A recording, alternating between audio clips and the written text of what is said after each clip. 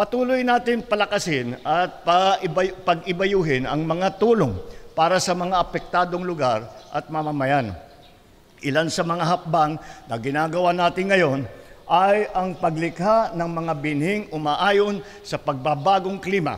Gayon din ang pagsasagawa ng climate risk assessment para sa mga nasalantang pamayanan. Kayo mga magsasaka, ramdam na ramdam ninyo yung tinatawag na climate change. Kaya kailangan natin, pag-aralan natin na mabuti, kung mayroong mga ibang variety na pinag-aaralan na baka maaring gamitin kapag masyadong malakas ang pagka nabagyo, kapag masyadong malakas ang ulan, kapag naman walang ulan, maasa tayo sa ating irrigation.